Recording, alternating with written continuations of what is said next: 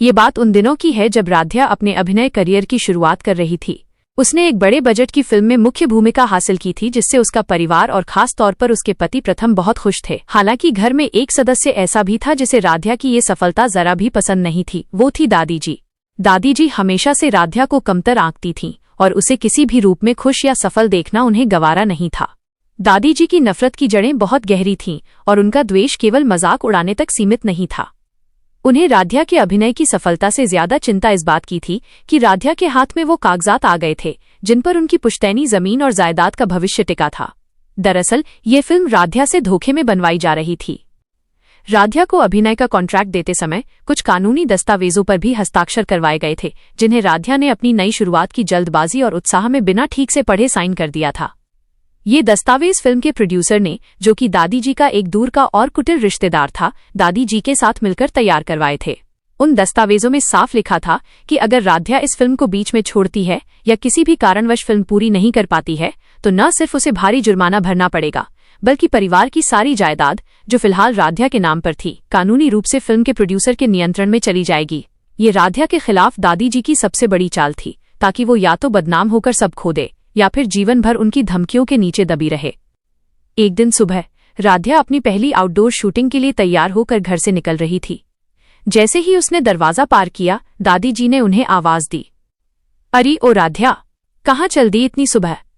दादी जी ने अपने चिर परिचित व्यंग्यात्मक लहजे में पूछा। राध्या ने पलटकर देखा और विनम्रता से जवाब दिया, दादी जी, आज मेरी शूटिंग है।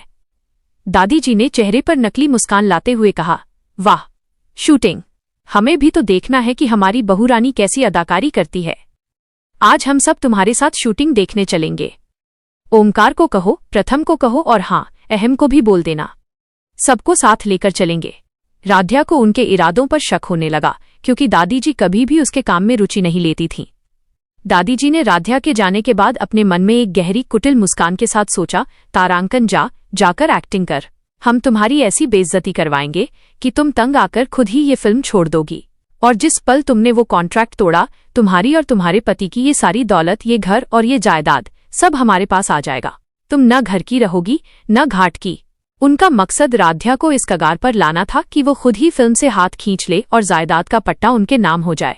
निश्चित समय पर पूरा परिवार शूटिंग स्थल पर पहुंचा। दादी जी बड़ी शान से सेट पर पहुंची। राध्या अपने पहले शॉट की तैयारी कर रही थी। निर्देशक के एक्शन बोलते ही राध्या ने एक भावनात्मक दृश्य शुरू किया। शॉट पूरा होते ही अचानक भीड़ के बीच से दादी जी की जोरदार आवाज आई, अरे बस, ये क्या कर रही है? यह रोना है या सिर्फ आंखें मूंदना? अरे ऐसे कौन रोता है? इससे अच्छा तो कोई अनाड़ी कर लेता। पैसे बर्बाद कर रहे हैं सब। दादी जी जोर जोर से हंसने लगीं। पूरे सेट पर सन्नाटा छा गया। राध्या की आंखें अपमान से भर गईं। उसके अभिनय की आलोचना सेट पर सबके सामने की जा रही थी। राध्या को बेहद बुरा लगा। उसे लगा कि वो सचमुच अच्छा नहीं कर रही है और दादी जी की बात सही है। वो सीन छोड़कर भाग जाना चाहती थी, लेकिन तभी उसके दिमाग में दादी जी के हस्ताक्षर करवाए गए धोखे भरे कागजात कौंध गए।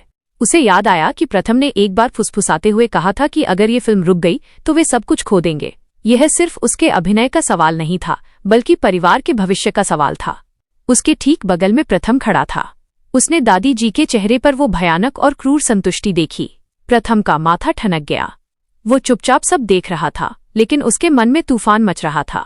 दादी ऐसा क्यों कर रही हैं? वो जानती हैं कि राध्या अभी कच्ची है, फिर भी इतना जलील कर रही हैं। ये सिर्फ राध्या का आत्मविश्वास तोड़ने के लिए है, ताकि वो हार मानकर फिल्म छोड़ दे और हमारी जायदाद। हे भगवान, मुझे राध्या को संभालना होगा, प्रथम ने मन ही मन सोचा। वो दादी जी के षड्यंत्र को पूरी तरह समझ रहा था। वो जानता था कि इस फिल्म को राध्या से धोखे में और उनकी जायदाद को हथियार बनाकर जबरदस्ती करवाया जा रहा है। वो अपनी पत्नी के लिए खड़ा होना चाहता था, पर जानता था कि सेट पर विवाद करने से बात और बिगड़ जाएगी। उस दिन राध्या ने आंख में आंसू लिए, अपमान को पीते हुए किसी तरह अपना शॉट पूरा किया। वो अब एक्टिंग अपनी मर्जी से नहीं, बल्कि अपनी और अपने परिवार की संपत्ति बचाने के लिए कर रही थी।